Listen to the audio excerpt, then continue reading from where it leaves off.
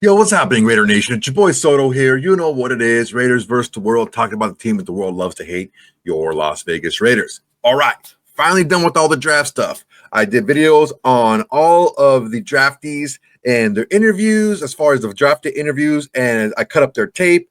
What did Bucky and Rhett Lewis think about them? I did all that stuff already. Those are all done, finally in the bag, done.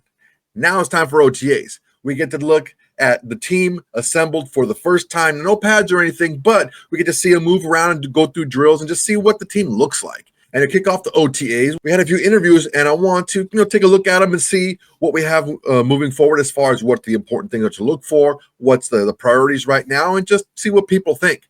I want to start with our fearless leader, of course, head coach Pete Carroll. And Pete Carroll is his first time with the Raiders. He's got a lot to prove. Let me break it down to you guys. Pete Carroll still has a ton to prove. Now, the exit from Seattle was less than amicable, okay? Now, there's no animosity there, but definitely Pete did not want to get fired from the Seattle job a couple of years ago. He fought and fought and fought for his job and was actually given the ability to come back in a consultative role, which he did do. Now, he wanted to stick around the game. He really had the fire still to coach and to teach and to develop, and that's really his thing. Is he's really a teacher out there, and despite what people think about him, he's a rah guy and this and that, blah blah blah. No. This dude is a teacher. He actually taught some classes at USC. He's a guy that really likes to get in there and really likes to see development in people, not just the players, but the coaches. All those people that he has working for him, he wants to see them improve and get better, and that's how you build a solid foundation in an organization. I want to get a first look at what Pete Carroll has to say about the team in OTA, but before we do, I want to make sure everyone please like, comment, and subscribe to this video. So the next way to support the channel, it's absolutely free to do, and it's the bare minimum you can do to support the channel, besides doing absolutely nothing, just watching the video. All right, let's see what Pete has to say. Well, before you ask me any questions, we're in the middle of phase 3. Now we finally got ourselves a chance where we're working offense, defense, and it's taken us some time to get to this point. We've made a lot of good strides, but now it's obvious how important it is that we work against one another. The way we practice will make us, and so we're off to a really good start. The guys are having fun, and we're working hard, and we're learning a bunch every day. Speaking of the way you practice, you talked about your year off, how much football you took in and took in new ideas.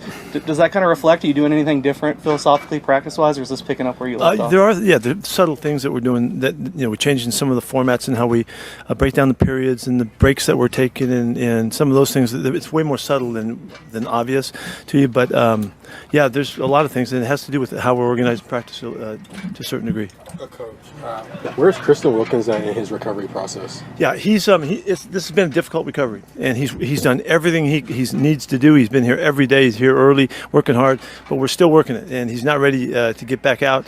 And we're in the midst of a long, challenging process here. So, fortunately, there's a lot of time, and we're going to take every bit of it.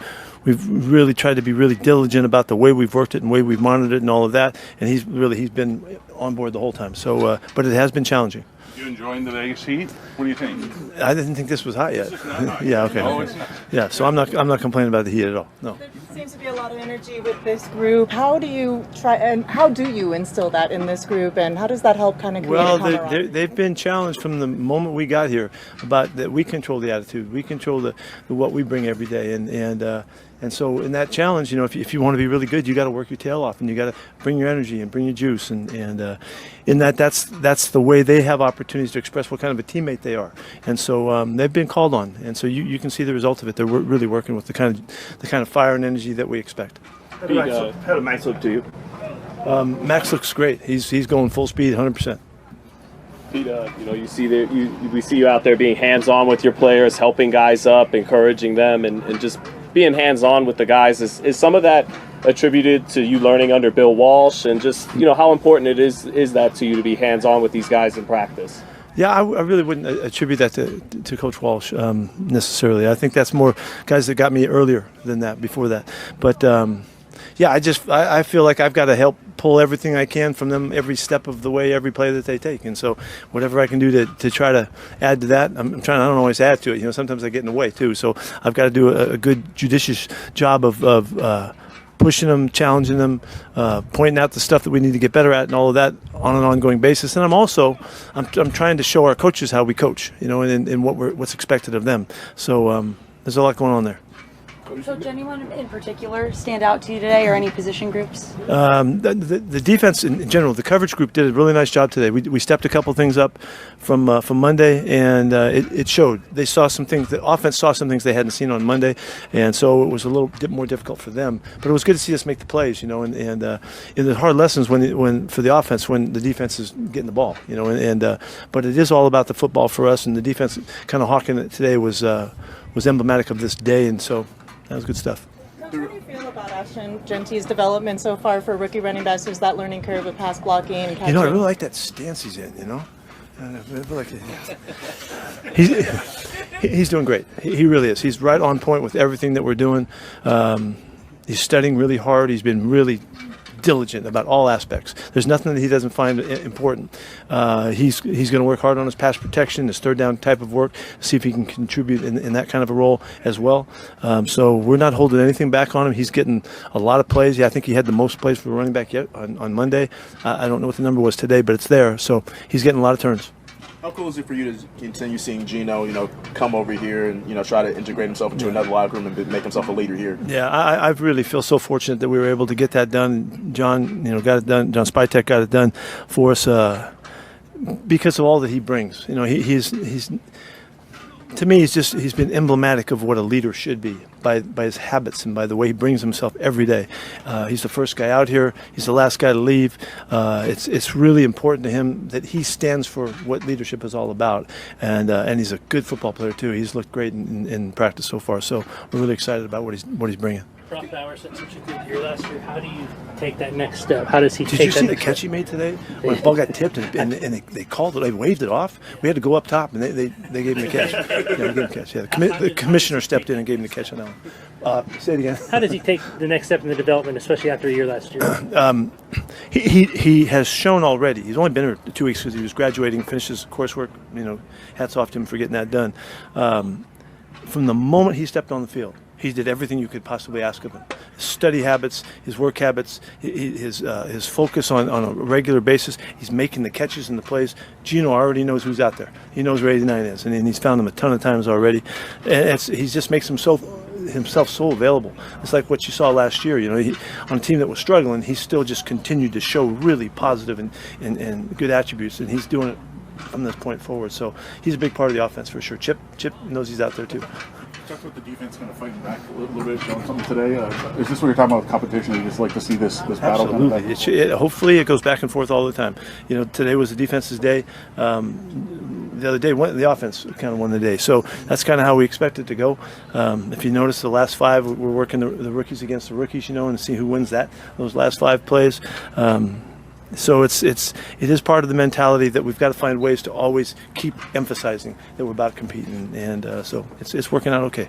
You mentioned the secondary making plays. What goes into teaching them how to pick their spots when it comes to being aggressive and trying to make plays with the ball? Well, I don't know that it's I would see it like that. They have to be in the right place, and they have to evaluate the concept of the call that as it fits to the route concept, and then they've got to make the proper adjustments that gives them a chance. Then from there, they make the plays. So today we made it harder on the offense. We mixed some things in there today that we were hoping would be challenging for them, and they were. You give Chip one more day, and it's going to be hard tomorrow. He'll bring it right back at us. So, but it's really the confidence that they gain from and knowing that they know what they're supposed to do, what's expected of them, and then trusting that the guys around them are doing the same thing. That's what allows guys to think freely and to be confident to make the plays and break on the ball and think that I'm going to get this ball. I'm not just going to defend the play. And so we're trying to instill that mentality. And fortunately, we have some guys that really bring it. Jeremy Chin has really shown a lot already in leadership, and then Roberts has already given us a real surge in the kind of confidence that you can spread to the rest of the players. E. Stokes has done a nice job too. He's jumped right up at the corner spot. So we're getting a lot of really good positive things from guys that have been there before and been on some good teams and done some good winning and all that, and they're helping the other guys. I'm not sure how hands-on you are with Geno out here, but how do you think you and him have really just picked up where you left off from Seattle? We ain't getting along at all. I mean, It's been a natural transition from the time we first contacted him and let him know that we were in on this deal and we were trying to see if we can make some sense of it. We were both excited about it, and so I feel really like we're connected at the hip, and we have so much background. I mean, it's not just the couple seasons that he played; it's all of the years that he was there. Because to me, coaching the next quarterback up is really, really crucial, and so we spent a lot of time, in communicating and setting our priorities straight and staying on course, and he's just been a champion at that. And now he comes out the other end of that time frame, and he's an elite quarterback in the league. And so what he brings to us is great confidence. He brings to me, I know that we're going to get great play out of his spot. So it's really easy to work that out. We've got time for two more. Coach, the league decided to keep the push in today. You guys do have the Eagles on the schedule. I guess your thoughts on the rule in general and playing them this year. Yeah, good choice. It's a good choice. Good choice to do that. Thank you. Coach, how much of this process right now is about creating good habits for the players while they're out here? That's everything. No, that's what this game is about. The game is about working hard enough so that you develop the skills that it takes, so that when it comes to game day, comes to whatever the situation that you're facing, you have what it takes to get it done, and you know that you do, because you've established that confidence that comes through the good habits. So, like on the first day out, when we went offense versus defense on Monday, we were a little shabby at some stuff, and the technique stuff that was really clean going into that time frame wasn't quite as sharp as it had been. That's because all of a sudden it was a lot faster, and the guys were a lot better than offense going against the offense and defense going against the defense. And so that's the illustration of why we need our habits to be right. So it doesn't matter who we play or where it is, or Monday night or Thursday night or Sunday afternoon, doesn't matter where we're going or where we're playing, we can bring those habits to life in game time. That's really what my challenge is make this whole team play like that. What's your preseason philosophy when it comes to the use of the players? Can fans expect the ones and the twos out there? Every game's a championship game. That's the only way we know how to look at it.